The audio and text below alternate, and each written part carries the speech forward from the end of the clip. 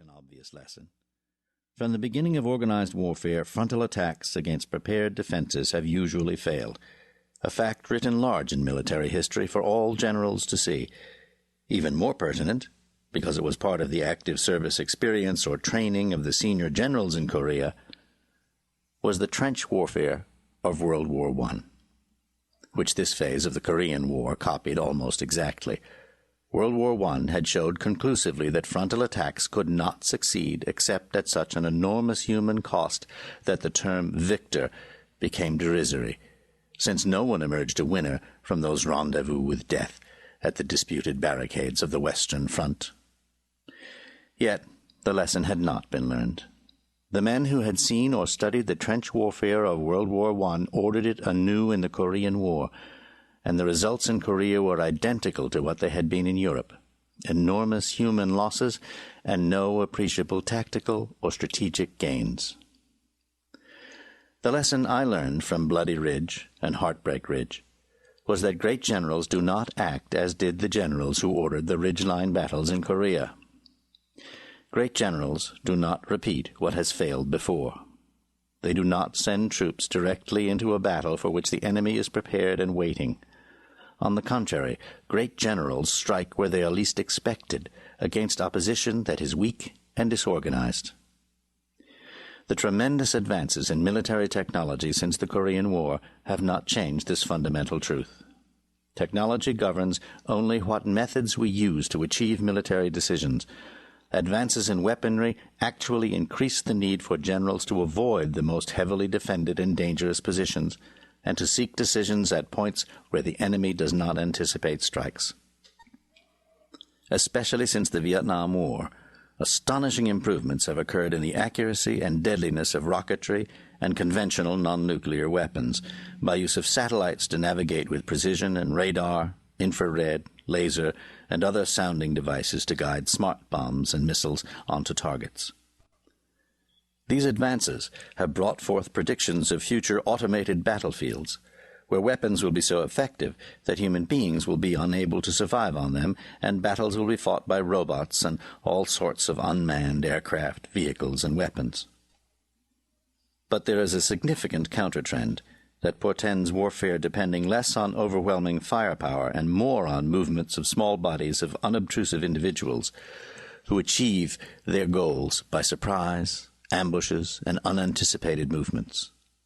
The reason war may be moving in this seemingly contradictory direction is that the technology that has produced main battle tanks, assault aircraft, warships, and rockets has also produced weapons that can destroy many of these offensive weapons. Defensive weapons are much cheaper than offensive weapons, and some can be held in the hands of a single defender. One such is the Stinger missile, which Afghan rebels used effectively to knock down helicopters during the Soviet Union's intervention in Afghanistan in the 1980s. The Patriot missile, which destroyed Iraqi Scud missiles in the Persian Gulf War of 1991 and can destroy attacking aircraft, costs only a fraction of a Scud's price and about 1% of a fighter bomber's.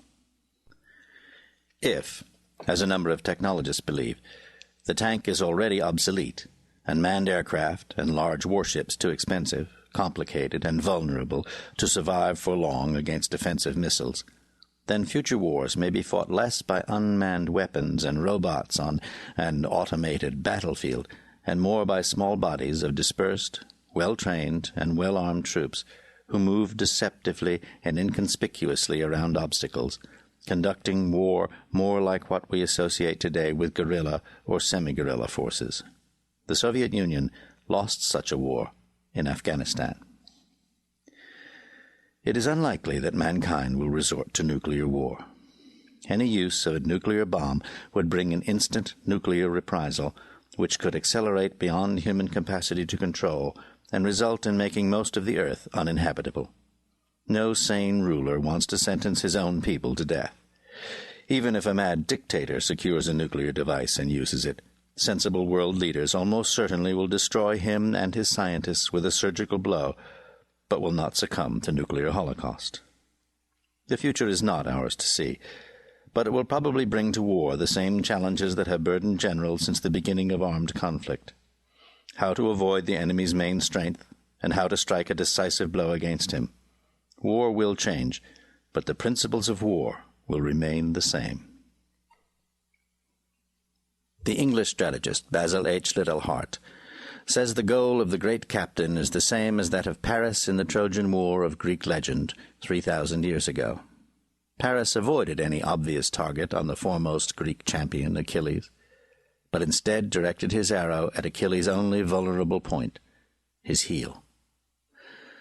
The outstanding Confederate cavalry raider Nathan Bedford Forrest encapsulated the secret of great generals when he said that the key to victory is to get there first with the most. However, the true test of the great general is broader than this. It is to decide where there is, where the Achilles' heel can be located. For the point where the successful commander concentrates his forces must be a point that is vital, or at least extremely important, to the enemy. To get there first with the most, the military commander must understand and practice the aim of another great Confederate leader, Stonewall Jackson, to mystify, mislead, and surprise the enemy. This is because no intelligent enemy commander will willingly uncover a point or place that is vital or important to him. He will do so only if forced or deceived. To achieve such force or deception, the great captain will nearly always act in one of two manners.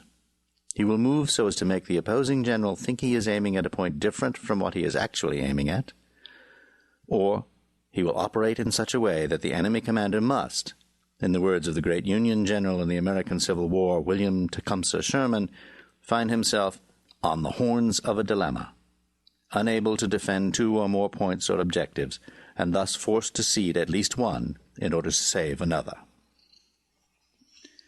One of the remarkable facts about great generals throughout history is that, except in cases where they possessed overwhelming power, practically all their successful moves have been made against the enemy's flank or rear, either actual or psychological.